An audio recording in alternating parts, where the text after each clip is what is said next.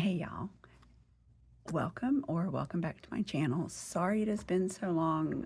This year has been lifing very hard, but I'm here. I've got a new flip through for you and just to do a little catch up. So if you're new here, thanks for stopping by. And if you've hung around for this long, thank you very much. I'm Candy, and I like to talk about planners and crafting and life and purses and whatever else happens to pop up. So stick around. Today I'm going to show you my hand-stitched leather tee personal ring planner. It is in the color Myrtle. I've got a pocket on the back, but I don't have anything in it. But it's just gorgeous, and I love the color of it for the summer. So we will pop through and we'll chit chat a little bit. I did start this year in personal rings and A6 rings. I thought I would give A6 rings a try. I follow several people who use A6 rings quite successfully, and I'm intrigued by the square of the A6 page versus the rectangle of the personal. I made it 5 days in A6 rings before I had to change everything back to personal. It just wasn't working. I thought it would, and it did not work. So we're back in personal rings, and clearly that's where I am meant to stay. So let's get into it. So this particular hand-stitched leather tee has just a slide closure. It works perfectly well for me. It doesn't really come undone even in my purse and stuff, so that works very well. All right, so opening it up, I've got a name tag that came from Jenna at J Creatives. She's very generous with her freebies when you order with her, and I think it's awesome. I've got this month's monthly calendar, along with a cute little puppy clip that I'm thinking came from Southern Belle Plans, but I might be wrong. I also have some stickers from Planner Monkey Co., and then some cards that I've got some info on. So starting with the beginning, my dashboards and stickers are from Southern Belle Plans. Her monthly kit, it makes it very easy for you to just decorate. She includes digitals for the dashboards and physicals for the stickers. The washi tape that I've included is just from my stash. So all right, so we are in July, almost in August now, which is crazy for me. So I've got my yearly. These are from Plan with B. They're just freebies that she offers. Those are my kids who are not kids anymore. They are almost 31 and just turned 23.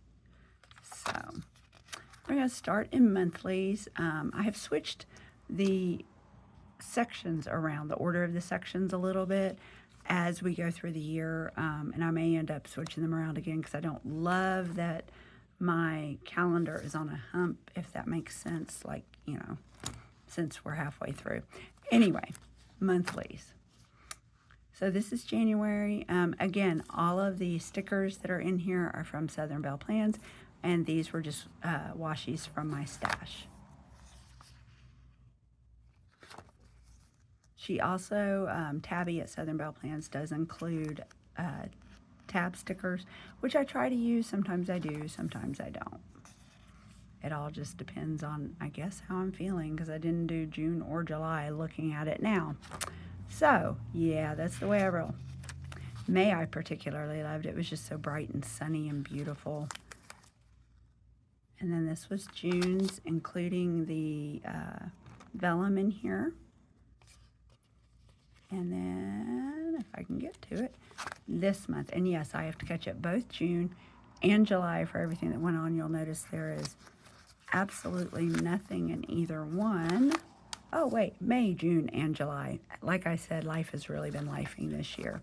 So I will get those caught up and in there so that I have the permanent record of them. This is my baby Pepper. If you've been here, you know she is my service dog, and she is one of my great blessings. So we're going to move into my weeklies. So I started the year in my weeklies from Creative Tidbits. They're where I get my monthlies from, and I have done this layout for years, literally. I've done the days of the week on the top, and then I've had different scheduling areas and stuff. But I found out for some reason this year that I needed to put a to-do list in between, just because I needed the extra space. It wasn't a big deal. These are just Toma River paper, I think. Very thin, doesn't add a lot of bulk, not a big deal. The problem that I had with it was it interrupted my view of my weekly. So I felt like I couldn't see what my entire week looked like because I had this in the middle. That was a problem. So I started looking for other ones. Here's a view of what it would actually look like without the to-do list in the middle, and you can see it's a big difference. So I started looking for something else that would help me out. And I found planner room inserts. These, again, are printed out and sent to you because I don't like printing and cutting and punching. I'm just at that point where I don't want to do that. So I want somebody to send me the inserts and pop them in my planner. So that's what Planner Room offers. They do come undated, so I did all the dating. I'm pretty sure that the date stickers are from Southern Belle Plans too, but they might be from Amazon. If you're interested, let me know and I can track that down for you. I also put the months on there, and so this new layout works. I've got the days of the week over here. There are 3 blocks for each one, and I kind of use them loosely as morning, afternoon, and other things I have to do. And then we've got a lot of to-dos and important things and to buy. There is a meals right here. It's just my husband and I, so I don't really plan meals like I should. I really should, but I don't. And then some notes down here. So this totally works for me. Is it my favorite? No. Because I'm working horizontally instead of vertically, and my brain works better on a vertical layout for the week. And I found out my husband's does too, because he has a really hard time keeping up with this. So, am I going to use the same layout for next year? Not if I can help it. I'm, even though it's only July, I've been looking for a couple months trying to find something that will work for me. So, that's what I'm working for. But you'll notice that I have all these little page flags, and they all have something written on them. I've told you before, if you're not new here, that I do have some chronic illnesses that I keep up with and deal with, and because of that, there's a lot of tracking that I have to do. So these list when things have happened, like I had COVID at the beginning of the year. Took some antibiotics. First ones didn't work. We had to go on the second one. Then I had to have a chest x-ray. Then my, I think I've explained this before, but I'll go over it again because I don't expect you to remember. My left cornea was scratched so badly that my cornea specialist said that it looked like somebody had taken sandpaper to it. As a result, I couldn't see really well out of it, and it was almost always bothering me. So I went to my specialist, didn't have a specialist before then, went to my cornea specialist, and we've tried multiple things. We tried prescription eye drops. I've tried serum eye drops, which is where they draw your blood, and then they, I can't remember the word, extricate, bring out the serum in your blood and make it into eye drops. It is not pink, it is not red, it is clear, but they come in these little tiny bottles, and I use those multiple times a day as often as needed. They helped, but they did not fully clear it up. So my specialist suggested something called Procara, and if you're sensitive with medical things, feel free to zip on by. But Procara is basically a collagen membrane, so it's a little circle, and on the inside it has amniotic membrane. Yes, that kind of amniotic, right? And they insert that in your eye, and you leave it in for anywhere from a few days to a couple of weeks. So this is what I had. If you want me to tell you more about that journey, I'll be glad to, but I'm not going to take any more time right now. So, had an MRA. Again, this year has really been lifing, but we are moving on because we are doing good. So, I've just got some things going on here. I have been also wearing a scopolamine patch behind my ear all year. So every 3 days I have to replace that. The scopolamine patch is because, number one, I have severe motion sickness.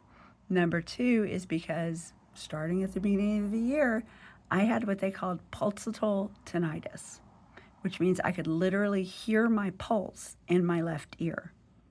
It was like biofeedback of your anxiety, because every time I got anxious, it would start going faster, which would make me anxious, which would make it go faster. So I started using the scopolamine drops or scopolamine patches, use them on different ears depending on what day it is, and it has taken that away almost completely. So I'm in the waiting queue to see a doctor about that. Y'all know how it is. We don't always get into the specialist when we want to get in. So when you see patch here, that's what it's for. And just popping on through. So yeah, between the eyes and the ears, and then I had some anomalies with the heart pop up. It's been a year, and that would explain why I haven't done anything else. I've been sort of active on other socials. You see me a little bit more on Instagram than you would have on here, but I haven't even been very active on that. But I have hope that it is turning around and we are good to go. So just taking a quick flip through. This is this week. No, I have not finished color coding everything for the last couple weeks. Again, it's just been one of those years. I'm just going to blame it on that. But I do have everything color coded. So it's blue for my husband, pink for me. My dog is a darker pink, and I'm looking for one of my daughters. Yeah, my daughter is purple, pink and blue make purple. And then the yellow is for things that my husband and I have to do together. I've had that color coding system for years, and it's just in the brain, and I know immediately to look for it. On my page marker, which is actually a pencil board, but on my page marker, which is crooked, and that's going to bug me, I have a pink and blue Post-it. That's because if I need to make notes, like this note is for me, if I need to make notes for anything, I know exactly who the note is for. The board itself is from Lauren Phelps. I've had it for years. I stick the monthly sticker on it from Southern Belle Plans because I don't really have anywhere in here for it to go, but this works really well. I just punched some holes with my Crop-A-Dile in here a while ago, and then just cut them out so that I can pop it right in where I need it to. The only thing I'm really missing with this is I miss having a tab at the bottom that I can flip to. So I'm not sure if I will do that or just leave this in. So anyway, I definitely do not color code anything ahead of time. This is what a blank set looks like other than the dates. So it's very versatile, but my brain just does better on a vertical and not a horizontal. So after weeklies, we have the notes section. These are just cheap little guest checks that I bought from Amazon.